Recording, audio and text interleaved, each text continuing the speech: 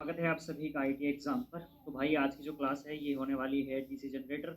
और ध्यान रखना, इससे पहले मैंने जो जितनी भी आपको क्लासेस करवाई हैं उसमें मैंने आपको जितना भी हो सकता है इजी वे में समझाने की कोशिश करी है ना, जिससे आपको क्लियरली सब कुछ समझ में आ सके। और जो आज की जो क्लास है, ठीक है, इसमें सबसे पहले पॉइंट आता है, उसके बारे में बात करता हूँ। सबसे पहला जो पॉइंट है उसके बारे में बात करूंगा और फिर हम धीरे धीरे बढ़ते चले जाएंगे। मैंने आपको पिछली जो क्लास हुई थी उसमें मैंने आपको तीनों जनरेटर के बारे में बताया था। एक तो सीरीज, संट और कंपाउंड बताया था मैंने। उसके एक किस्म सिंपल टाइप के मैंने सर बताए थे कैसे काम करता है, क्या होता है, सब पता है। लेकिन थोड़ा सा उतना हम डीपली नहीं गए थे, मैंने आपको सिर्फ अंदाजा लगवाया था कि भैया ऐसे ऐसे होता है। डीपली अब पढ़ने वाले हैं थोड़ा सा, ठीक है ना। तो नंबर वन पे जो आता है मेरे पास, मैंने आपको बताया था सेपरेटरी एक्साइटेड जनरेटर, यानी कि स्व उत्तेजित जनरेटर। सॉरी, मुझे करवाना सबसे पहले सेपरेट सेल्फ करवाऊं क्या? चलो ठीक है, सबसे पहले इस पे आ जाता हूँ। सेल्फ एक्साइटेड डीसी जनरेटर के बारे में बात करता हूँ। सेल्फ यानी कि खुद से ही मैग्नेटिज्म स्टार्ट करना, मतलब बनाना एक किस्म से। जैसे इसमें पढ़ते हैं, इसमें डीसी करंट खुद जनरेट के अंदर ही रहता है। इसमें डीसी करंट क्या कह रहा है, इसमें डीसी करंट खुद जनरेटर के अंदर से ही आता है, यानी यह खुद अपनी फील्ड वाइंडिंग को करंट देता है। अब समझो कैसे। जनरेटर के पोल में थोड़ा सा रेसिडुअल मैग्नेटिज्म बचा हुआ चुंबक तो पहले से ही होता है। कहने का मेरा मतलब है जनरेटर हो गया, ये जनरेटर है। मान लो ये मेरे पास जनरेटर है मेरे पास, ठीक है। इसमें ये क्या है, यहां पर पोल लगे हैं, ठीक है, लगे हैं। बोलो हाँ या ना, क्लियर है महाराज। इसके ऊपर फील्ड वाइंडिंग लपेट कर रखते हैं हम इस प्रकार से,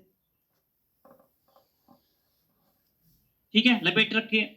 इन पोलों के अंदर ध्यान रखना, ये जो पोल हैं भाई, इनके अंदर कुछ ना कुछ चुंबक तो होगी भाई। पोल क्या है कि चुंबक ही तो होती है। ये जो पोल होते हैं क्या होते हैं, चुंबक ही तो होती है।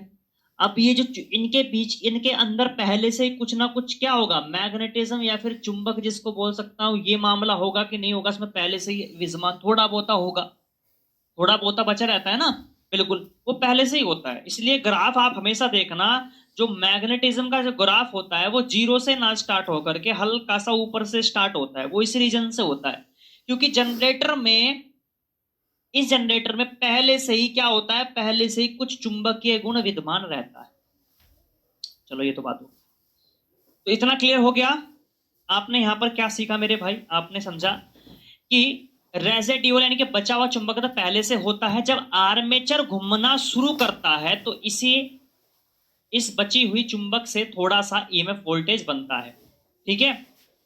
यह छोटा सा वोल्टेज फील्ड वाइंडिंग में जाता है, इससे फील्ड वाइंडिंग में थोड़ा करंट बहने लग जाता है, इससे चुंबकीय क्षेत्र बढ़ता है, ईएमएफ और बढ़ता है और ज्यादा करंट फील्ड में जाने लगता है। ऐसे बढ़ते बढ़ते जनरेटर पूरा वोल्टेज देने लगता है। कहने का मतलब है कि जैसे पहले से ही उसमें जनरेटर जो होता है मेरे पास, उसमें पहले से ही कुछ थोड़ा बहुत चुंबकीय गुण विद्यमान रहता है। लेकिन जैसे ही हम जनरेटर को घुमाना शुरू करते हैं गुरुजी, तो क्या होगा, जब जब हम जनरेटर को घुमाना शुरू करते हैं तो क्या, वो और मैग्नेटिज्म क्रिएट होगा, उसमें और ज्यादा मैग्नेटिज्म क्रिएट होगा, और ज्यादा फ्लक्स बनेंगे, है ना। तो उससे क्या होगा, और ज्यादा करंट बहना शुरू हो जाएगा। जो हमारे पास जनरेटर है, आपने देखा होगा, जितनी ज्यादा आप रेस दोगे ना जनरेटर को, जितनी ज्यादा उसकी स्पीड बढ़ाओगे, उतना ही ज्यादा करंट देने लगता है। तो बस वही मामला है मेरे भाई, ठीक है। ऐसे बढ़ते बढ़ते जनरेटर पूरा वोल्टेज देने लगता है। यानी शुरुआत खुद की चुंबक से होती है, ध्यान रखना। यानी शुरुआत खुद की चुंबकता से होती है, उसमें पहले से थोड़ा बहुत चुंबक तो मैग्नेटिज्म पहले से ही होता है, इसलिए वो सेल्फ स्टार्ट होता है पहले से ही उसमें, ठीक है ना। और आगे चलकर जनरेटर खुद अपनी फील्ड वाइंडिंग को करंट देने लगता है। यानी कि जो बाकी का मैग्नेटिज्म है वो फील्ड वाइंडिंग के जरिए वो बनना शुरू हो जाता है, ठीक है ना। इसलिए सेल्फ स्टार्ट होता है। जैसे एक किस्म से मैं मान लू, मैं एग्जांपल की तरह बताता हूं कि हल्का सा इसको कोई धक्का दे रहा होता है। जैसे मान लीजिए क्या होता है, ये मान लीजिए कोई ट्रैक्टर है ना, ये क्या है मेरे पास, कोई ट्रैक्टर, ठीक है। अब ये ट्रैक्टर को अगर हल्का सा मान लीजिए किसी गड्ढे में धस रहा है, हल्का सा गड्ढे में धस रहा है, थोड़ा बहुत है, अगर मान लीजिए इसको पीछे से कोई सपोर्ट मिल जाए हल्का सा, तो ये ट्रैक्टर क्या हो जाएगा, बाहर निकल जाएगा कि नहीं निकल जाएगा, बोलो हाँ या ना, निकल जाएगा। इसी प्रकार से यहां पर उस जनरेटर के अंदर पहले से ही थोड़ा बहुत मैग्नेटिज्म रहता है, यानी कि थोड़ा बहुत धक्का रहता ही रहता है, जो उसको स्टार्ट कर देता है। जैसे आप देखना मोटरसाइकिल को यदि आपको स्टार्ट करना है ना, या आपकी हत्ती वाली है मोटरसाइकिल, उसमें सेल्फ नहीं है, बटन नहीं है, ठीक है, वो हत्ती से स्टार्ट होती है। तो यदि आपको उसको ऑटोमेटिकली स्टार्ट करना है, क्या करना पड़ेगा? गेयर में डालो, क्लच दबाओ और गाड़ी को धकेलो, पीछे से कोई धक्का मारेगा तो जैसे आप क्लच छोड़ दोगे तो वो स्टार्ट हो जाएगा, यानी कि पहले से उसको पीछे से कोई सपोर्ट दे रहा होता है। तो यहां पर भी जनरेटर को सेल्फ स्टार्ट इसलिए होता है ये, क्योंकि इसमें पहले से थोड़ा बहुत मैग्नेटिज्म होता है उसके अंदर। क्लियर है? दिमाग में घुस गई? यहां तक किसी को समस्या डाउट नहीं होनी चाहिए। अब आती है सेपरेटरी एक्साइटेड जनरेटर की बात, ठीक है, यानी कि अलग से उत्तेजित जनरेटर। ये जो जनरेटर होता है इसमें पहले से ही कोई चुंबकीय गुण विद्यमान नहीं रहता इस जनरेटर में, ध्यान रखना। यानी कि इसको हल्का सा जो वो अच्छा मैंने एक ट्रैक्टर वाला एग्जांपल अभी आपको बताया था कि मान लीजिए ट्रैक्टर खड़ा है, धस गया, इसमें पीछे से हम धक्का लगा रहे हैं, तो जो सेल्फ एक्साइटेड जनरेटर होता है उसके अंदर पहले से ही धक्का मारने वाला होता है कोई, उसके अंदर पहले से कोई धक्का मारने वाला होता है उसको स्टार्ट करने के लिए। लेकिन जो ये सेपरेटरी एक्साइटेड जनरेटर है, इसको विभिन्न उत्तेजित या फिर अलग से उत्तेजित जनरेटर भी बोल सकते हैं इसको, विभिन्न या फिर यहां पर पेपर में आ सकता है अलग अलग उत्तेजित जनरेटर भी बोल सकते हैं इसको। इसमें क्या होता है, इसमें अंदर नहीं होता कुछ भी, इसमें हमें बाहर से ही किसी को सपोर्ट देने की जरूरत पड़ती है, यानी कि बाहर से हमें एक किस्म से मैग्नेटिज्म देने की जरूरत पड़ती है। मैग्नेटिज्म किसके रूप में देते हैं? डीसी सप्लाई के रूप में। यानी कि इसको बाहर से हम क्या देते हैं मेरे भाई, इसको क्या करते हैं, इसमें फील्ड वाइंडिंग को बाहर की डीसी सप्लाई से करंट दिया जाता है। जैसे कि किससे दे सकते हैं, या तो किसी बैटरी से दे दो, या फिर डीसी जनरेटर से दे दो, या फिर कुछ ही और जो सोर्स होता है उससे आप डीसी मतलब जाइए उसको डीसी करंट। यानी यहां फील्ड वाइंडिंग में करंट बाहर से दिया जाता है ना, बताया ना। यानी कि यहां पर फील्ड वाइंडिंग में जो करंट दिया जाएगा वो बाहर से दिया जाएगा, जनरेटर खुद नहीं देता, इसलिए ये सेल्फ स्टार्ट नहीं होता मेरे भाई, ठीक है। चलो अगला सवाल, अगला पॉइंट आता है मेरे पास। यहां पर एक हेडिंग बनाओ, जनरेटर की कैरेक्टरिस्टिक क्या होती है। अब बात करते हैं जनरेटर की कैरेक्टरिस्टिक यानी कि इसकी विशेषता के बारे में। कैरेक्टरिस्टिक क्या होता है मेरे पास? विशेषता। अब हर जनरेटर की विशेषता अलग अलग होगी, ध्यान रखें। कैरेक्टरिस्टिक्स यानी कि विशेषता का मतलब क्या होता है मेरे भाई, इसका मतलब क्या होता है गुरुजी, कि जनरेटर में वोल्टेज और करंट और फील्ड करंट के बीच का संबंध, यानी कि करंट कैसे काम कर रहा है उसमें, वोल्टेज कैसे काम कर रहा है, फील्ड कैसे काम कर रही है, करंट कितना बन रहा है, वोल्टेज कितनी बन रही है, इन सब का आपस में रिलेशन क्या है, कैसे ये काम करते हैं, इन सब के बारे में इसी कैरेक्टरिस्टिक के अंतर्गत आता है। ध्यान रखना कि जब हम फील्ड करंट या लोड बदलते हैं तो जनरेटर का आउटपुट वोल्टेज कैसे बदलता है, इसी को हम जनरेटर की कैरेक्टरिस्टिक कहते हैं। कि जैसे जैसे आपने देखा होगा, अच्छा एक बात बताओ, एग्जाम्पल के तौर पर मान लीजिए मेरे पास कोई जनरेटर है ना, ये जनरेटर है, इस पर जैसे जैसे आप लोड बढ़ाते जाओगे, जैसा मान लीजिए जनरेटर है, इस पर आपने ये पहला बल्ब लगा दिया, फिर ये दूसरा बल्ब लगा दिया, तो जैसे जैसे आप इस पर लोड बढ़ाते जा रहे हो, है ना, तो कहीं ना कहीं इसको ज्यादा अधिक जान ताकत लगाने की जरूरत पड़ेगी, जाहिर सी बात है। तो कहीं ना कहीं इसका वोल्टेज भी डाउन होगा, जाहिर सी बात है ना। तो इसी प्रकार से वही तो कहना चाह रहा है कि लोड बदलता है, जब फील्ड करंट या फिर जब लोड बदलता बदलता है तो जो आउटपुट वोल्टेज होगा वो कैसे बदलेगा, मतलब कुछ ना कुछ फर्क तो पड़ता होगा, या तो बढ़ेगा या फिर घटेगा, वोल्टेज पर भी फर्क पड़ेगा ना, पड़ेगा कि नहीं पड़ेगा?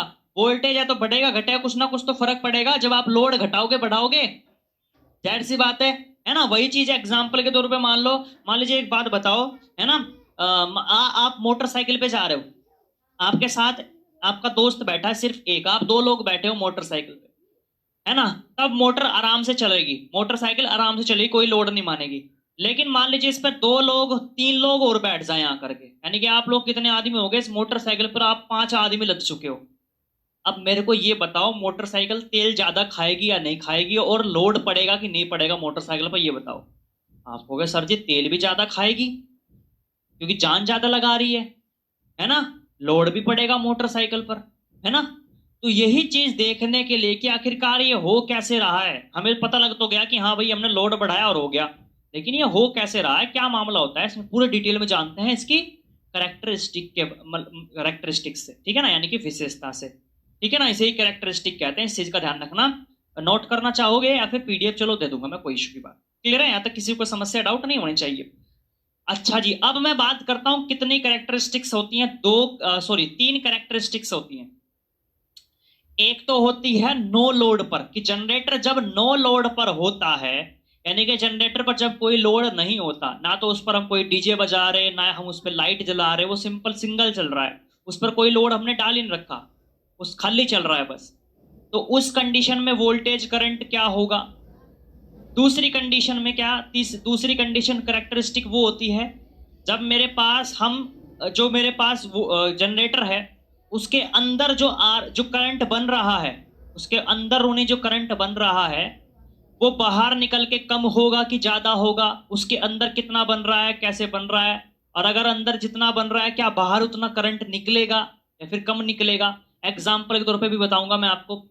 तीसरी कैरेक्टरिस्टिक वो होती है कि जब हम लोड डालते हैं जनरेटर पर तब क्या होगा, करंट बढ़ेगा घटेगा, वोल्टेज बढ़ेगा घटेगा।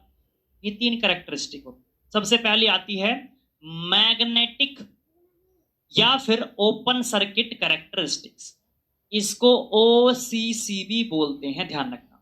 ओसीसीबी इसको बोलते हैं, ओपन सर्किट कैरेक्टरिस्टिक। क्लियर है? ओसीसी यानी कि मैग्नेटिक चुंबकत्व भी बोल सकते हैं इसको आप लोग, चुंबकत्व वाली, ठीक है ना, मैग्नेटिक या फिर ओपन सर्किट कैरेक्टरिस्टिक, या फिर मैग्नेटिक कैरेक्टरिस्टिक बोल सकते हैं, चुंबकीय विशेषता बोल सकते हैं इसको, हिंदी में चुंबकीय विशेषता आप लिख सकते हो। मैं लिख के दिखाऊं आपको, चलो लिख देता हूं ताकि हिंदी वाले स्टूडेंट कंफ्यूजन में ना।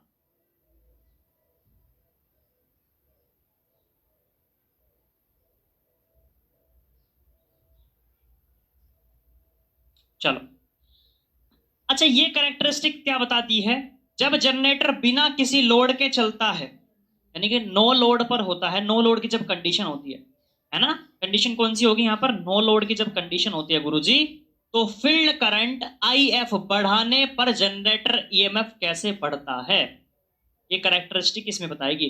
मतलब शुरू में तो EMF धीरे धीरे बढ़ता है, फिर सीधा बढ़ता है, और आखिर में सैचुरेशन सीमा आ जाती है। जैसे मान लीजिए कि स्टार्टिंग में क्या होगा, ये मेरे पास कैरेक्टरिस्टिक्स है, ध्यान रखना, ये होती है मेरे पास एक्स अक्ष, ये होती है वाई अक्ष, और हमेशा ध्यान रखना जो एक्स अक्ष पर होता है वो क्या होता है मेरे भाई, वो होता है करंट, और इस पर क्या होता है, वोल्टेज। अभी ये किस किस के बारे में बता रहा है, ये करंट और EMF के बारे में बता रहा है, तो इसका मतलब यहाँ वोल्टेज ना होकर के यहाँ पर EMF होगा, और वो भी कौन सा, जीरो वाला, ध्यान रखना E0। यानी कि जो कैरेक्टरिस्टिक्स बताती है वो E0 वर्सेस किसकी बताती है, फील्ड करंट के बारे में बताती है। ये कैरेक्टरिस्टिक्स किसके बारे में, E0 वर्सेस फील्ड करंट। अब इसमें कंडीशन क्या होती है, इसमें कंडीशन ये होती है कि मेरे भाई की शुरुआत में जो होता है, शुरुआत में कुछ ना कुछ मैग्नेटिज्म तो होता है जनरेटर के अंदर यहाँ पर, तो ये जो कैरेक्टरिस्टिक, ये इसका कहने का मतलब ये है कि मैग्नेटिज्म कुछ ना कुछ तो रहेगा जनरेटर में पहले से ही, तो वो जीरो से ना स्टार्ट होकर के वो ऐसे चलता जाएगा चलता जाएगा चलता जाएगा चलता जाएगा, और एक टाइम ऐसा आएगा जब वो आकर के फ्लैट हो जाएगा, रुक जाएगा, उसे सैचुरेशन पॉइंट कहता है।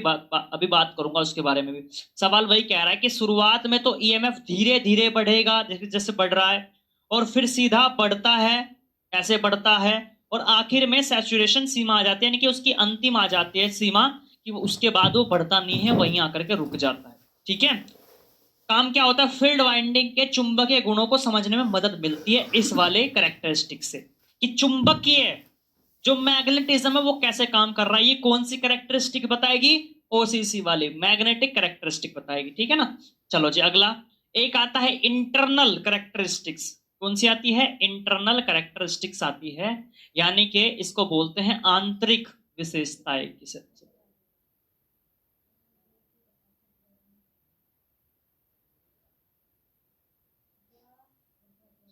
आंतरिक विशेषता, इंटरनल कैरेक्टरिस्टिक्स, ये किस किस के बीच में बनती है, वो तो E0 के बीच में बन रही थी। E0 का मतलब कि जब तक स्टार्टिंग में कुछ ना कुछ मतलब लोड नहीं है वहां पर। अब यहाँ पर लोड जुड़ना शुरू हो चुका है, ये बनेगी ईएमएफ और आर्मेचर के अंदर। अच्छा एक बात बताओ, इसको आंतरिक क्यों बोला गया, अंदर क्यों बोला गया? अंदर क्या होता है एक बात बताओ, जनरेटर के अंदर क्या होता है? आप बोलोगे सर जी जनरेटर के जो अंदर होता है वो होता है आर्मेचर, होता है कि नहीं? तो ये आंतरिक विशेषता यानी कि किसके बारे में बताएगा ये आर्मेचर यानी कि आई ए के बारे में बताएगा। किसके बारे में बताएगा? आई ए, आर्मेचर करंट के बारे में, क्योंकि आंतरिक है ना। आंतरिक का मतलब, इंटरनल का मतलब क्या होता है? अंदर। जनरेटर के अंदर होता क्या है? आर्मेचर। तो उसके बारे में तो विशेषता ये बताएगा। बोलो हाँ या ना? बिल्कुल गुरु जी। अच्छा जी, ये किस किस के बीच में बनता है? ई वर्सेस आई ए के बीच में एक कर्व बनती है। जब लोड जुड़ता है तब आर्मेचर करंट आई ए बढ़ने पर जनरेटर ईएमएफ ई कैसे घटता है ना? ये बताता है कि जब आर्मेचर करंट बढ़ता है तो जनरेटिंग जो ईएमएफ है, जो ई है, वो कैसे डाउनफॉल में जाता है। ये बताता है कौन? ये बताता है इंटरनल कैरेक्टरिस्टिक्स। ये कैसे काम करती है? जैसे कि मान लीजिए ये यहां से स्टार्ट होगी और ये यहां से इस प्रकार से डाउनफॉल में चल जाएगी। पहले वो कहां से स्टार्ट होती, वो होती है ऐसे, यानी कि दूसरे नंबर पे आती है ये। अब इसके बारे में बताऊंगा मैं आपको, ठीक है ना? ये इस प्रकार से इसको बोल सकते हो आई ए, और ये कौन सी हो जाएगी? ये मैग्नेटिज्म वाली हो जाएगी, आई एफ वाली, ठीक है ना? ये इस प्रकार से। तो यहां पर ध्यान रखना ईएमएफ थोड़ा घटता है क्योंकि आर्मेचर रिएक्शन होती है। ये किसके कारण घटता है? यानी कि जैसे ही मैंने इसको लोड बढ़ाया, जैसे ही मैंने इस पर लोड डाला, किस पर? जनरेटर पर। जैसे लोड बढ़ाऊंगा तो कहीं ना कहीं इसका जो करंट है, मतलब कहने का मतलब है इसमें जो ईएमएफ है वो क्या हो जाएगा?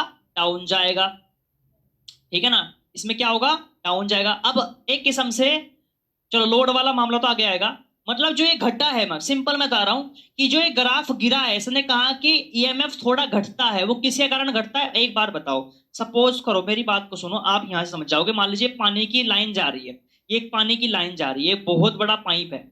यहां से मैंने पानी डालना शुरू किया, एक गिलास मैंने पानी का डाल दिया। यहां से मैंने एक गिलास पानी का इसके पाइप के अंदर डाल दिया। तो जाहिर सी बात है, क्या मुझे ये बहुत, ये लगभग लगभग मेरे को लग रहा है ये 500 मीटर मान लो इसको, आधा किलोमीटर या आधा किलोमीटर का पाइप है, बहुत लंबा पाइप है। तो जो आप एक गिलास इसके अंदर डाल रहे हो तो क्या आपको बाहर एक पूरा एक गिलास मिलेगा? ये बताओ हाँ या ना? आप बोलोगे नहीं सर जी, हो सकता है ये गिलास आधा मिले क्योंकि कुछ पानी बीच में ही रुक जाएगा, कुछ ना कुछ गड़बड़ के कारण भाई, कुछ पानी पाइप सोख लेगा। इसी प्रकार से कि जो, अब यहीं पर आपने एक चीज समझ ली कि जितना पानी मैंने यहां से डाला उतना पानी मुझे नहीं मिलेगा, ठीक है? किसके कारण नहीं मिलेगा? क्योंकि जो ये पाइप है, कुछ ये पाइप अपने अंदर इस चीजों को सोख लेगा, पानी को क्या कर लेगा? अपने अंदर सूख लेगा। जाहिर सी बात है, चाहे कहीं का भी हो, प्लास्टिक का हो चाहे। वही चीज यहां पर आती है मेरे भाई, वही चीज यहां पर आती है कि जब जनरेटर को जब हम स्टार्ट करते हैं तो उसमें जो ईएमएफ निकलता है वो बाहरी ईएमएफ, जो जो करंट बाहर मेरे पास, जो एक किस्म से जो जनरेटर करंट बनाता है ना अंदर की साइड में, वो ज्यादा होता है। और जब करंट बाहर निकलता है वो कम हो जाता है। तो वो किसके कारण होता है कम? वो आर्मेचर रिएक्शन के कारण होता है। और ये आर्मेचर रिएक्शन देखो, पहले तो नो लोड पे कंडीशन थी ये वाली, नो लोड पे इस प्रकार से चल रहा था कि नहीं चल रहा था? बोलो है ना? ग्राफ बिल्कुल ऊपर की साइड था। लेकिन जैसे यहां पर क्या हुआ, जनरेटर स्टार्ट हुआ है ना, करंट बनना शुरू हुआ, तो पहले जो करंट बन रहा है तो वो कहीं ना कहीं आर्मेचर में ईएमएफ जो जनरेट हो रहा है वो आर्मेचर रिएक्शन के कारण वो डाउनफॉल में चला जाता है। आर्मेचर रिएक्शन के कारण डाउनफॉल में चला जाता है, यानी कि आर्मेचर रिएक्शन के कारण करंट कम होता है एक किस्म से, है ना? आर्मेचर रिएक्शन होती है, आर्मेचर के चुंबकीय क्षेत्र में मेन फील्ड कमजोर हो जाती है। जनरेटर के अंदर असली उत्पन्न ईएमएफ को दिखाता है कौन सी कैरेक्टरिस्टिक? ये दिखाती है इंटरनल वाली, कि उसके अंदर कितना ईएमएफ जनरेट हुआ, उसके अंदर कितना ईएमएफ जनरेट। ईएमएफ ही क्या होता है? करंट ही तो होता है। मैं बार बार करंट ईएमएफ बोल रहा हूं, ईएमएफ को ही करंट समझ लो बस। जो ईएमएफ है वो क्या है? करंट, ठीक है? ध्यान रखना। तो वही चीज है कि जो अंदर वाला जो करंट होगा वो ज्यादा होगा बाहर वाले, यानी कि स्टार्टिंग में जो नो लोड की कंडीशन जनरेटर चल रहा था उस टाइम पे तो ग्राफ ऊपर था। लेकिन जैसे जैसे हमने क्या किया, जनरेटर ने करंट बनाना शुरू किया तो अंदर का जो करंट था वो ज्यादा था, है ना? और जैसे ही करंट को बाहर निकलना शुरू हो जाएगा ना करंट, तो वो कहीं ना कहीं डाउन जाएगा, वो उतना नहीं मिलेगा जितना उसे मिलना चाहिए। तो बस इतना ध्यान रखो, अभी समझा दूंगा इसके बारे में भी, ये किसके कारण होता है। अभी आर्मेचर रिएक्शन के कारण ये घटना घटती है। फिलहाल इस चीज का ध्यान रखना कि ये किस पर व्याप पर काम करता है, ये आंतरिक चीज दिखाता है, ध्यान रखना, जनरेटर के अंदर की चीजें। एक होता है एक्सटर्नल कैरेक्टरिस्टिक, यानी कि बाहरी विशेषता। ये क्या होती है मेरे पास? बाहरी विशेषता। ठीक है, बाहरी विशेषता में क्या होता है गुरुजी? ये क्या बताती है? ये बताती है बाहर। बाहर क्या हो है? बाहर क्या मतलब क्या होता है? जनरेटर के बाहर की विशेषता। जनरेटर के बाहर हम क्या करते हैं मेरे भाई? आप बोलोगे सर जनरेटर के बाहर तो हम क्या कनेक्ट करते हैं? लोड। यानी कि जो लोड है, बल्ब जला लो, डीजे बजा लो, है ना, कुछ भी कर लो, वो कहां पर करते हैं? जनरेटर के बाहर, यानी कि टर्मिनल पर। अंदर वाला भी मैंने पढ़ा दिया, अंदर वाला क्या होगा मामला, है ना। उसके बाद अब बाहर निकल जाओ, जनरेटर से बाहर करंट निकलेगा, है ना, तो जब हम लोड से कनेक्ट उससे जो करेंगे, है ना, तो कहीं ना कहीं। अच्छा एक बार बताओ, मान लीजिए पहले जो कैरेक्टरिस्टिक्स थी वो कैसे थी? वो इस प्रकार से थी, ठीक ही नहीं थी? ठीक है। उसके बाद जैसे ही मैंने ईएमएफ जनरेट होना शुरू हुआ, तो आर्मेचर रिएक्शन के कारण कुछ ईएमएफ डाउन हो जाता है, आपको पता है, होता है ना आर्मेचर। अब बात आती है तीसरी कैरेक्टरिस्टिक्स की, एक्सटर्नल की, कि जब मेरे पास लोड बढ़ता है तो मेरे पास करंट क्या हो जाएगा? डाउन। ईएमएफ क्या हो जाएगा? ईएमएफ और डाउन हो जाएगा, यहां पर आ जाएगा ग्राफ। इसके कारण हुआ, ये लोड के कारण हुआ। ये जो ग्राफ नीचे आया था, ये आया था आर्मेचर रिएक्शन के कारण। ये जो ग्राफ नीचे आया, ये किसके कारण आया? लोड के कारण। यानी कि अब जब ये ग्राफ चल रहा है ना, इसका मतलब ये चल रहा है कि हाँ लोड चल रहा है। ये वाली जो तीर का निशान बता रहा है, क्या बता रहा है? कि हाँ भैया लोड चल रहा है इस पर। यानी कि यह बताती है कि जब लोड करंट आईएल बढ़ता है तो टर्मिनल वोल्टेज वी कैसे बदलता है, यानी कि डाउनफॉल आ जाता है। यानी कि लोड बढ़ने पर वोल्टेज थोड़ा घटता है, देखो मैंने घटा दिया, क्योंकि आर्मेचर में ड्रॉप होता है ना। यह कर्व असली उपयोग के लिए सबसे ज्यादा जरूरी होती है, ध्यान रखना, मेन चीज यही होती है। क्योंकि लोड मेन तो क्या है, जनरेटर क्यों बना रहे हैं? लोड के लिए। इसका काम क्या होता है? जनरेटर के बाहरी व्यवहार परफॉर्मेंस को दिखाती है। कौन सी कर्व? ये वाली कर्व। ये किस किस के बीच में बनता है? ये बनता है वोल्टेज और लोड करंट के बीच में। किसके बीच में? लोड करंट के बीच में, आईएल, ठीक है ना, आईएल के बीच में ये कर्व इसके बीच में बनती है। क्लियर है? अच्छा जी, तो हमने एक चीज समझी यहां पर, हमने ओवरऑल एक चीज जान ली। यहां पर सुनो मेरी बात को, हमने एक चीज जान ली। यहां से सवाल पूछता है, इजीली पूछेगा वो। हमने सर एक चीज पढ़ी कि जो मेरे पास पहली जो कैरेक्टरिस्टिक होती है, इसको बोलते हैं मैग्नेटिक ओपन सर्किट। ये क्या दिखाता है? ये फील्ड करंट और जनरेटिंग ईएमएफ दर दिखाता है। और ये किस किस के बीच में बनता है? ये E0 वर्सेस IF, यानी कि फील्ड करंट के बीच में बनता है, ये पहला ग्राफ। दूसरा ग्राफ को बोलते हैं इंटरनल, ये दिखाता है आंतरिक गतिविधि, जनरेटर के अंदर की आंतरिक गतिविधि। ये किस किस के बीच में बनता है? ये आर्मेचर करंट और जनरेटिंग ईएमएफ को दिखाता है। किस किस के बीच में बनता है? ई वर्सेस आर्मेचर करंट। एक्सटर्नल, जो बाहरी चीज होती है, जो बाहरी विशेषता होती है, वो किस किस के बीच में होती है? वो लोड करंट और टर्मिनल वोल्टेज के। टर्मिनल वोल्टेज यानी कि जो टर्मिनल होता है, जो जनरेटर का जो टर्मिनल होता है, जहां पर आप तार लगाते हो, वहीं से तो तार लगाओगे लोड के। मान लीजिए आपको डीजे बजाना है, तार कहां पर लगाओगे? टर्मिनल पर तो लगाओगे, है ना, और वहीं से तो लोड कनेक्ट होगा। तो ये किस किस के बीच में बनता है? लोड करंट और मेरे पास भाई टर्मिनल वोल्टेज, तो V इंटू IL, या फिर वोल्टेज या फिर लोड के बीच में बनता है। ठीक है, चलो अब आती है मेरे पास यहां पर कुछ समीकरण।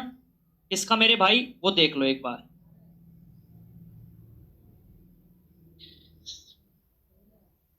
ईएमएफ उत्पन्न करने का जो समीकरण होता है, उत्पन्न ईएमएफ का जो समीकरण होता है, वो मैंने आपको बताया था। समीकरण ज्ञात करने एक फॉर्मूला मैंने आपको बताया, ई बराबर क्या होता है? पी जेड एन पी 5/60, ये मैंने बताया था आप लोग को। बोलो हाँ, बताया था नहीं बनाया था?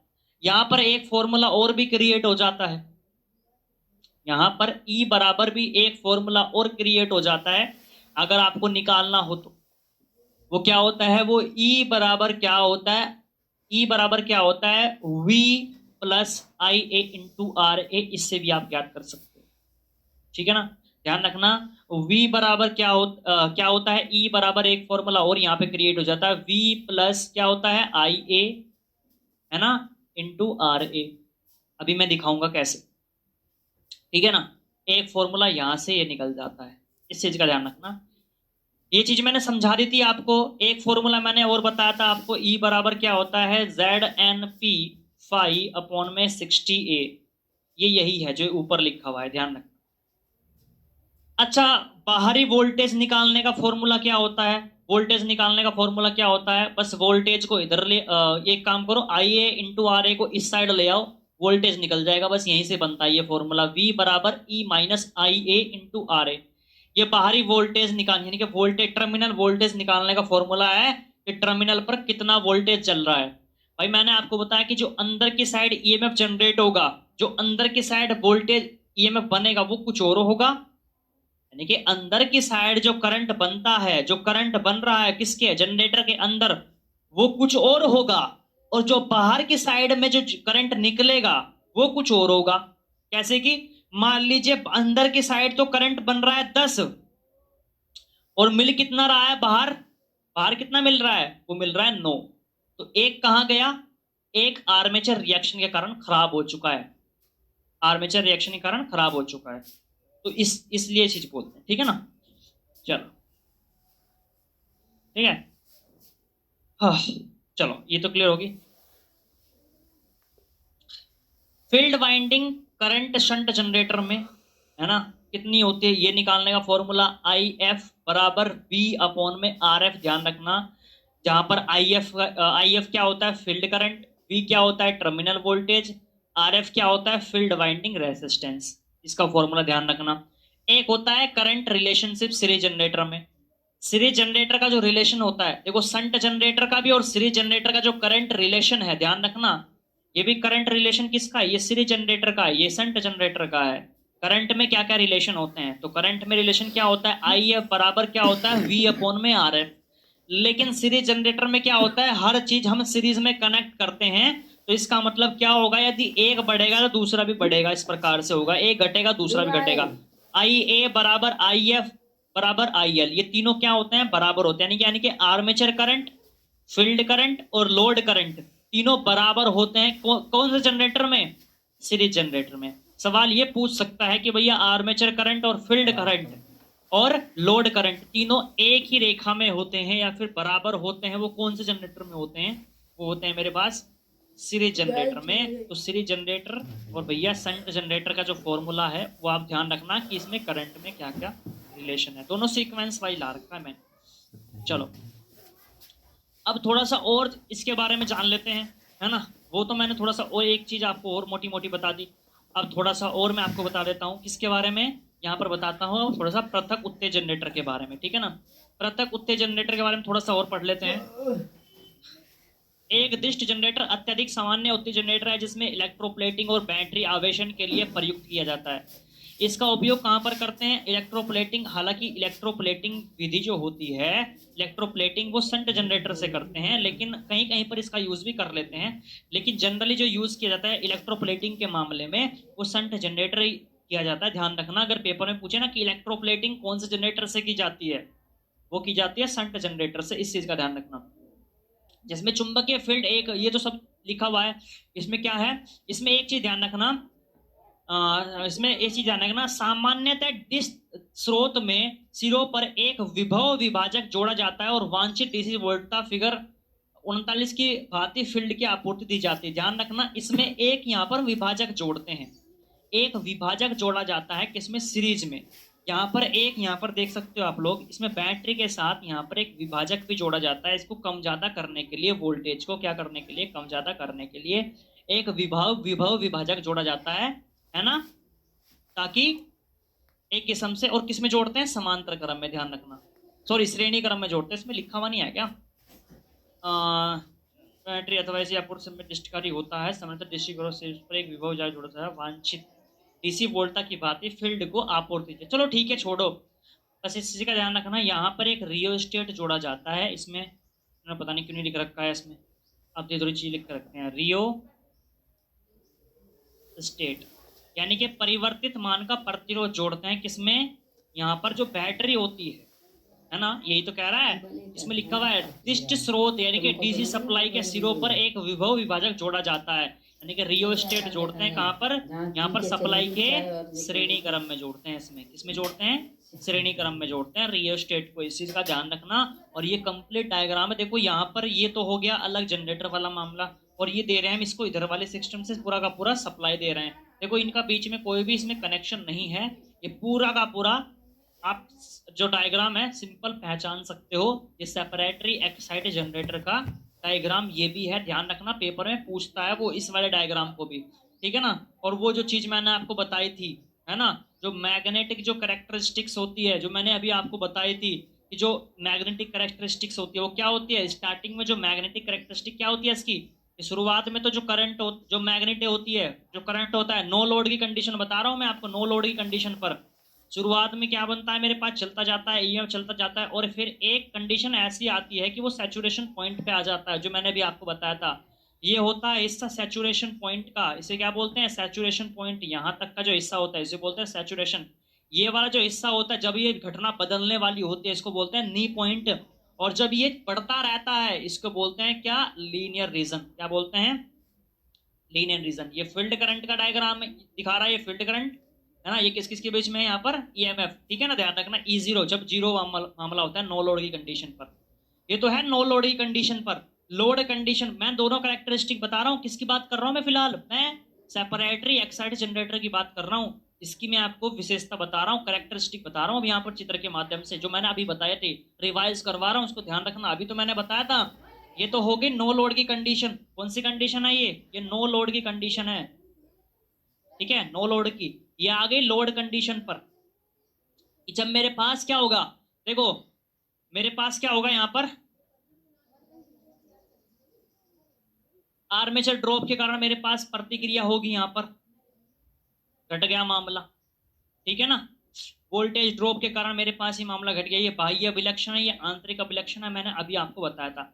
ये पृथक उत्तेजक जनरेटर का बाह्य भी आंतरिक अभिलक्षण वक्र है, ध्यान रखना मेरे पास, ठीक है ना, इस चीज का ध्यान रखोगे, ठीक है।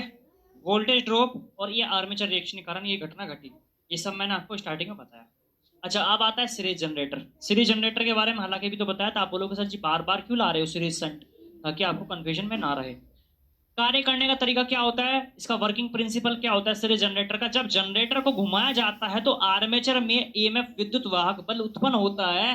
यह ईएमएफ फील्ड वाइंडिंग से होकर प्रवाहित होता है। बहुत से छात्र बोलते हैं कि जो ईएमएफ होता है वो कहां से जाता है, जो जनरेटर ईएमएफ क्रिएट करता है, जो जनरेटर को हम घुमाते हैं ना, तो जो ईएमएफ बनता है वो किसके थ्रू जाता है, वो फील्ड वाइंडिंग से होकर के गुजरता है, वाइंडिंग से होकर लोड में प्रवाहित होता है। जैसे जैसे लोड करंट बढ़ता है फील्ड वाइंडिंग में करंट भी बढ़ता है, ठीक है, क्योंकि ये तीनों बराबर IL बराबर RA। सुना तो हमने पूरी पूरी देखी थी अभी कंडीशन, हमने इसका फॉर्मूला सीरीज का अभी तो देखा था।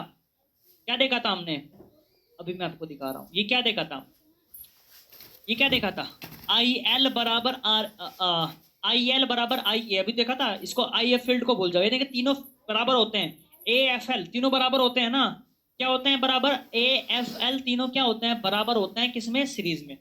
यानी कि मेरे पास आर्मेचर करंट भी, और मेरे पास फील्ड करंट भी, और मेरे पास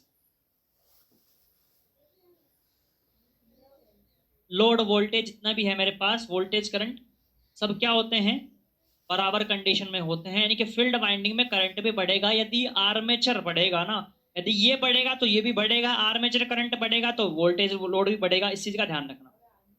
जैसे चुंबकीय फ्लक्स मैग्नेटिक फ्लक्स बढ़ता है, परिणाम स्वरूप उत्पन्न वोल्टेज भी बढ़ता है, ध्यान रखने के तीनों के तीनों चीजें बढ़ेगी। यदि एक चीज में बढ़ाओ कुछ घटाओ होगा ना, यदि घटेगा तो तीनों घटेंगे, एक बढ़ेगा तो दोनों बढ़ेंगे, ध्यान रखना है तीनों चीजें बराबर होती हैं। यदि कहीं पर भी सीरीज जनरेटर में बढ़ने घटने की बात आए ना और पूछ ले कि आर्मेचर करंट पर क्या प्रभाव पड़ेगा, फील्ड करंट पर क्या प्रभाव पड़ेगा, है ना, तो ध्यान रखना है तीनों एक इस लाइन में होते हैं। सीरीज का मतलब क्या होता है, एक ही लाइन, ठीक है ना।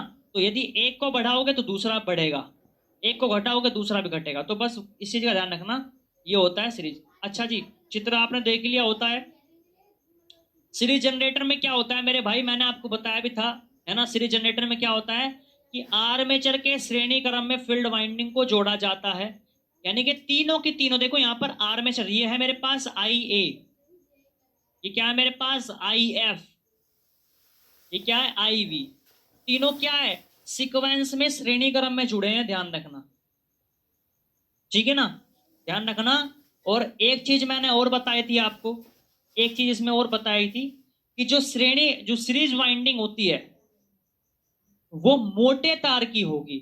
जो इसमें वाइंडिंग होती है मेरे भाई, क्या बताया था मैंने आपको कि जो वाइंडिंग होगी वो कैसे तो होगी, वो मोटे तार की होती है। कैसी होती है, मोटे तार की। और लपेटे क्या आते हैं इसके, बताओ, लपेटे क्या आते हैं, कम की ज्यादा। जब मोटा तार होगा लपेटे कम आएंगे, ध्यान रखना, मैंने आपको बताया था मोटे तार की लपेटे कम, ये होता है सीरीज वाउंड जनरेटर, ठीक है ना। इस जनरेटर को ध्यान रखना एक चीज का और कंडीशन, इस जनरेटर को बिना लोड के नहीं चलाना चाहिए। इस जनरेटर को बिना लोड के संयोजित नहीं चलाना चाहिए, मतलब इसको चला बिना लोड के नहीं चलाना चाहिए, ध्यान रखना, आपको लोड होना ही चाहिए इसके पास, ठीक है ना। क्योंकि ऐसी अवस्था में इसके परिपथ में विद्युत धारा प्रवाह का मान शून्य रहेगा। लोड परिवर्तन से मशीन के टर्मिनल वोल्टेज भी परिवर्तित हो जाएगी। अतः सीरीज जनरेटर को नियत लोड पर ही चलाना चाहिए। सीरीज जनरेटर द्वारा उत्पन्न विद्युत वाहक बल के मान को नियंत्रित करने के लिए सीरीज फील्ड के समांतर क्रम में एक डायवर्टर रियोस्टेट भी लगाया जाता है। पहले तो हमने एक कंडीशन, एक चीज हमने ध्यान रखी, एक चीज को हाईलाइट करो, कौन से वाले को, कि इसको क्या करना चाहिए, खाली बिना लोड के नहीं चलाना चाहिए। पहली बात तो एक तो ये चीज हाईलाइट करो, ठीक है ना। दूसरी जो चीज हाईलाइट करोगे वो करोगे नियत लोड पर ही इसको हमें चलाना चाहिए, दूसरी कंडीशन ये। तीसरी कंडीशन एक और है इसमें, वो दिखाता हूं।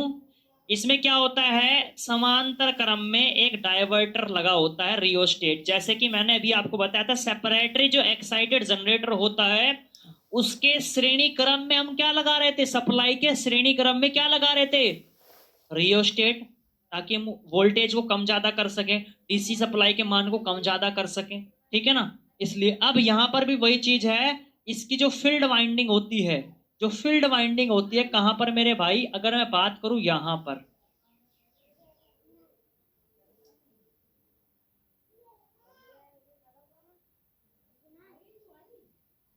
मोटा बन रहा है ज्यादा ही, यहां पर लगाएंगे,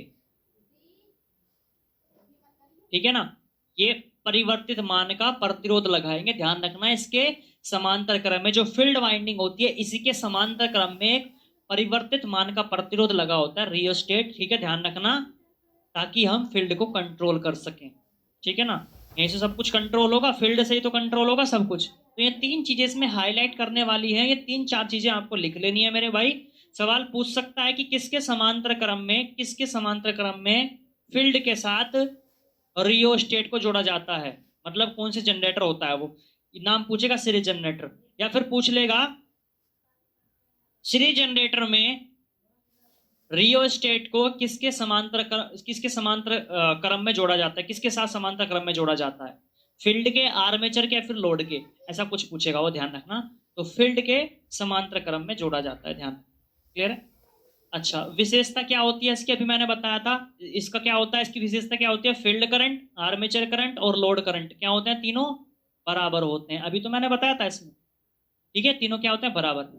वोल्टेज लोड के साथ बदलता है, क्या होता है, वोल्टेज लोड के साथ बदलेगा, जाहिर सी बात बदलेगा भाई, लोड के साथ बढ़ेगा वोल्टेज, मतलब बदलेगा। नो लोड पर बहुत कम और फुल लोड पर अधिक बदलता है, ध्यान रखना, नो लोड पर तो बहुत कम होगा लेकिन फुल लोड पर बहुत अधिक वोल्टेज बदलने वाला है। इसकी वोल्टेज रेगुलेशन खराब होती है, ध्यान रखना, वोल्टेज रेगुलेशन क्या होती है इसकी, खराब होती है। तो इसलिए ध्यान रखना, इसमें लोड के साथ साथ परिवर्तन होता है, यानी कि लोड के साथ यहाँ पर क्या हो, देखो यहाँ पर वोल्टेज के साथ, अगर आप वोल्टेज के साथ हेराबंदी करोगे ना, वोल्टेज बढ़ाओगे तो लोड बढ़े, मतलब लोड के साथ वोल्टेज फिर बढ़ेगा, इस चीज का ध्यान रखना। वोल्टेज लोड के साथ बदलता है, वोल्टेज क्या होगा, लोड के साथ बदलता है, यानी कि नो लोड पर बहुत कम होगा वोल्टेज और फुल लोड पर बहुत अधिक होगा, इस चीज का ध्यान रखना।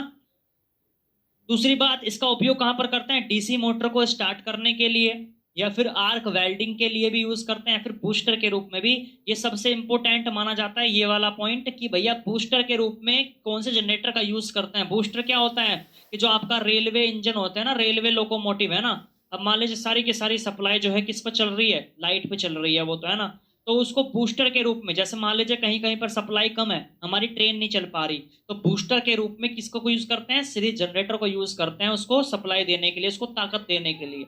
ये होती है भैया सीरीज जनरेटर की कैरेक्टरिस्टिक्स में, जो मैंने अभी आपको बताई थी कि आर्मेचर रिएक्शन ड्रॉप होता है। देखो स्टार्टिंग में मैग्नेटिक्स तो जीरो से स्टार्ट नहीं हो सकती, क्योंकि मैग्नेटिज्म जनरेटर के अंदर पहले से ही कुछ ना कुछ होगा। जनरेटर के अंदर कुछ ना कुछ मैग्नेटिज्म होता है ना, अवशिष्ट चुंबकत्व जिसको बोलते हैं, तो वो जीरो से ना स्टार्ट होकर के ऊपर से स्टार्ट होगा। तो यहां से ये होगी मैग्नेटिक जो कैरेक्टरिस्टिक होती है, ये यहां से स्टार्ट होती है।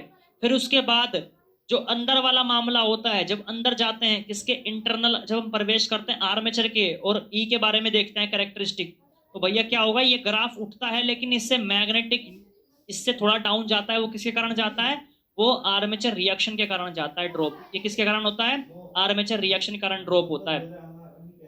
फिर उसके बाद लोड कंडीशन पर फिर क्या आता है, जब लोड डालते हैं, जैसे जनरेटर पर लोड डालते हैं, तो उसमें भी परिवर्तन होता जाता है, drop due to armature and field resistance.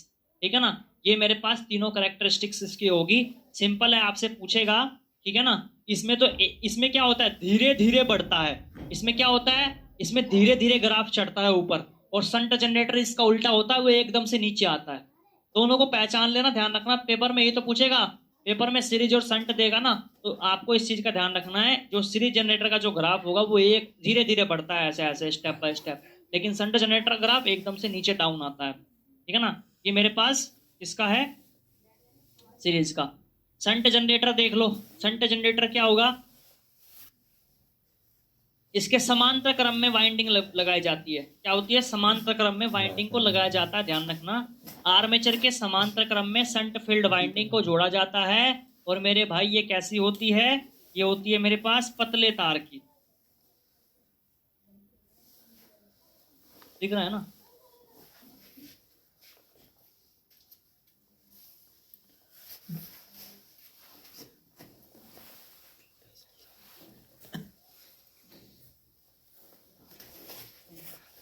ठीक है, पतला तार और लपेटे क्या होंगे मेरे भाई, इसके अधिक आएंगे, इस चीज का ध्यान रखें। पतला तार और लपेटे क्या होते हैं, इसके अधिक होते हैं। ये शंट फील्ड है, ये किसके समांतर क्रम में लगेगी, आर्मेचर के समांतर क्रम। ठीक है ना, जब आर्मेचर को घुमाया जाता है तो कटे हुए चुंबकीय फ्लक्स की वजह से ईएमएफ उत्पन्न होता है, बिल्कुल होगा भाई। जो मैग्नेटिज्म है उसको तो काटेगा वो आर्मेचर, ठीक है, तभी तो मेरे पास ईएमएफ जनरेट होगा। यह ईएमएफ फील्ड वाइंडिंग और लोड दोनों को वोल्टेज सप्लाई करता है। यह करंट चुंबकीय फ्लक्स पैदा करता है, जिससे ईएमएफ स्थिर बना रहता है। लोड करंट बदलने पर भी फील्ड करंट लगभग समान रहता है, इसलिए वोल्टेज में ज्यादा फर्क नहीं आता। लोड करंट बदलने पर भी फील्ड करंट लगभग समान ही रहता है, ध्यान रखना, इसलिए वोल्टेज में ज्यादा फर्क नहीं आता। फील्ड वाइंडिंग में करंट कितना बहेगा, इसका ये फॉर्मूला ध्यान रखना, IF बराबर V अपॉन में RF, यानी कि कौन सा है, फील्ड का रेसिस्टेंस है जो यहाँ पर लगाया गया है, ये वाला देखो। ठीक है ना, इस चीज का ध्यान रखना, ये भी चीज आप नोट कर सकते हो। इसका फॉर्मूला करंट से सीधा संबंध क्या होता है, देखो करंट से रिलेशन क्या होता है इसका, सिंपल होता है बिल्कुल, IA बराबर IF प्लस IL, ये इसका करंट से सीधा संबंध होता है, इसका फॉर्मूला है। और वोल्टेज समीकरण क्या होता है इसका, E बराबर V plus IA into RA, जो मैंने आपको दिखाया था अभी। भाई ये तो ईएमएफ वाला सिस्टम होता है, ईएमएफ उसमें भी यही होता है, उसमें भी यही होता है। अगर मेरे पास क्या करना है आपको, ठीक है ना, अगर मेरे पास वोल्टेज निकालना है तो वोल्टेज रेगुलेशन निकल जाएगा इसका। ठीक है ना, क्या हो जाएगा, E बराबर माइनस IA इंटू RA, वही हो जाएगा। ठीक है ना, चलो। और भैया ये रहा इसका क्या कैरेक्टरिस्टिक्स है ना, विशेषता, कैरेक्टरिस्टिक, तीनों कैरेक्टरिस्टिक्स यहाँ पर लिखी हुई है। जब जनरेटर बिना लोड के चलता है तो ईएमएफ और फील्ड करंट का संबंध बताता है, ये तो मैंने, इसमें आर्मेचर रिएक्शन को ध्यान में रखा जाता है, और इसमें टर्मिनल वोल्टेज और लोड करंट के संबंध को दिखाता है, कौन से वाला, तीसरी एक्सटर्नल जो होता है। इसमें क्या होता है ना, एकदम से देखो इसका कर्व थोड़ा नीचे झुकता है, क्योंकि लोड बढ़ने पर वोल्टेज घट जाता है। इसमें लोड बढ़ने पर वोल्टेज घटता है। सवाल ये पूछता है कि लोड बढ़ने पर कौन से जनरेटर में वोल्टेज घटेगा, तो ध्यान रखना ये इंपोर्टेंट पॉइंट है। जैसे जैसे लोड बढ़ाते जाओगे वैसे जैसे मेरे पास एकदम से ग्राफ नीचे आता है, देखो यहाँ पर एकदम से ग्राफ नीचे आ गया। ये देखो यहाँ पर ये वाला हिस्सा देखो, ये वाला, ठीक है ना। तो जैसे जैसे लोड बढ़ाओगे वैसे वैसे, और उसमें क्या था, उसमें क्या देखो, इसमें तो एकदम से ग्राफ नीचे आ गया, लोड बढ़ने पर एकदम से वोल्टेज क्या हो जाता है, वोल्टेज घट जाता है, एकदम से घटेगा। लेकिन जो सीरीज जनरेटर था उसमें क्या था, लोड बढ़ने पर जो वोल्टेज था वो धीरे धीरे कम हो रहा था, धीरे धीरे, इस प्रकार से हुआ था, नहीं कि होता, बोलो हाँ या ना। इसमें वोल्टेज ड्रॉप कैसे हुआ, एकदम से नीचे गिर गया। लेकिन सीरीज जनरेटर में ऐसा नहीं होता, सीरीज जनरेटर में आराम आराम से जाता है, आराम स्टेप बाय स्टेप करके। लेकिन संट में क्या होता है, एकदम से नीचे मार देता है छलांग, ठीक है, टपैट देसी। तो ये आपको कर्व ध्यान रखनी है संट जनरेटर की, एकदम से वोल्टेज ड्रॉप नीचे आएगा। सीरीज जनरेटर में वोल्टेज धीरे धीरे ऊपर जाता है फिर नीचे आता है, ध्यान रखना। इसका मामला ये हो गया। उपयोग कहां पर करते हैं संट जनरेटर का, बैटरी चार्जिंग में करते हैं, लाइटिंग सर्किट में करते हैं, डीसी मोटर को सप्लाई देने में करते हैं मेरे भाई, और इलेक्ट्रोप्लेटिंग में भी इसका यूज किया जाता है, ध्यान रखना। इलेक्ट्रोप्लेटिंग में ही इसका उपयोग करते हैं, है ना, किसका, संट जनरेटर का, है ना। और लेबोरेटरी में वगैरह में इसका उपयोग करते हैं, ध्यान रखना। वैसे जो मेन होता है इलेक्ट्रोप्लेटिंग से पूछता है कि इलेक्ट्रोप्लेटिंग प्रक्रिया में कौन से जनरेटर का उपयोग किया जाता है, तो वो होता है संट जनरेटर। ये नियत मान का जनरेटर होता है, नियत चलता है, ये नियत चलता है, नियत, नियत गति के लिए। अब आता है मेरे भाई कम्युलेटिव कंपाउंड जनरेटर। दूसरा आता है मेरे पास कम्युलेटिव कंपाउंड जनरेटर। अब ये भी आप ध्यान रखो, कम्युलेटिव के बारे में मैंने आपको बताया था। कंपाउंड का मतलब क्या होता है, कंपाउंड का मतलब होता है जिसमें सीरीज और संट दोनों हो, क्या, जिसमें मेरे भाई श्रेणी और प्लस संट दोनों हो, उसे क्या बोलते हैं, उसको बोलते हैं कंपाउंड।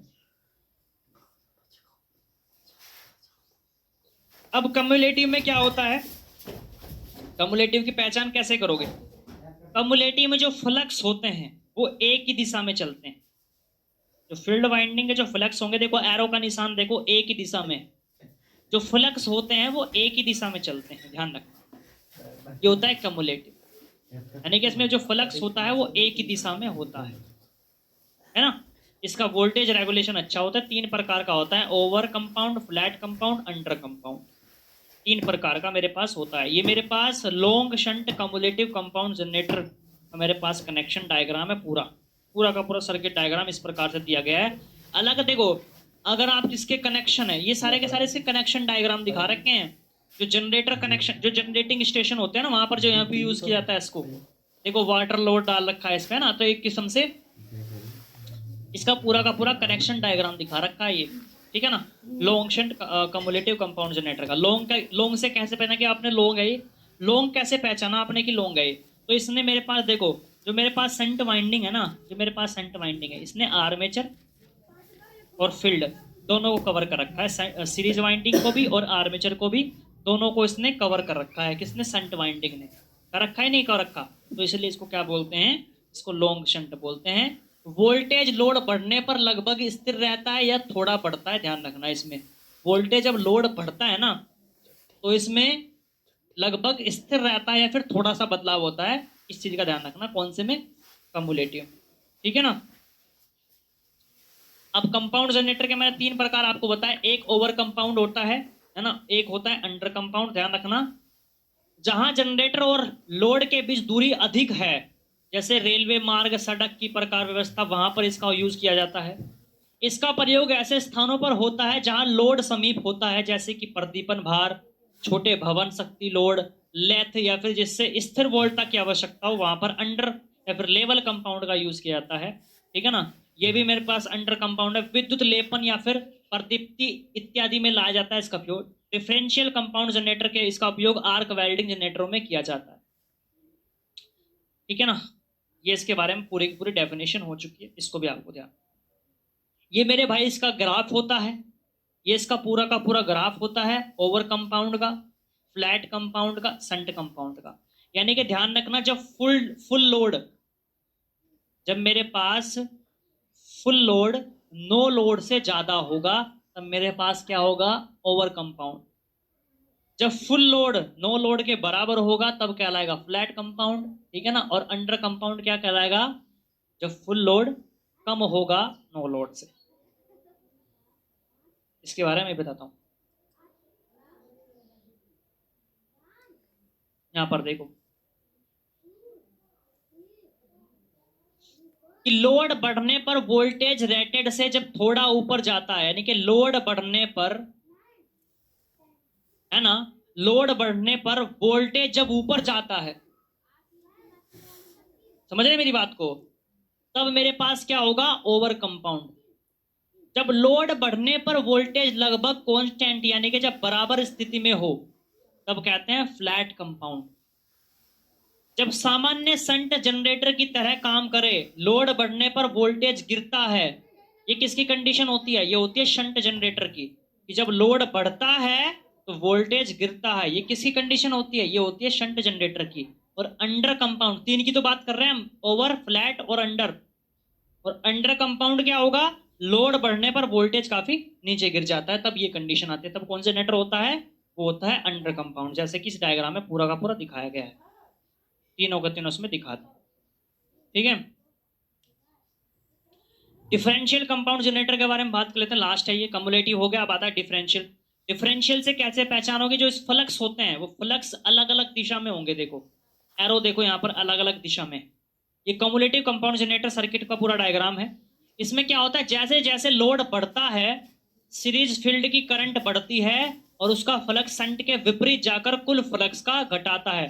देखो विपरीत फ्लक्स जा रहा है ना, तो ये एक दूसरे का विरोध करते हैं, है ना, और जब एक दूसरे का विरोध करेंगे तो वोल्टेज तेजी से नीचे एकदम से गिर जाएगा, वोल्टेज क्या हो जाएगा, एकदम नीचे तेजी से गिर जाएगा।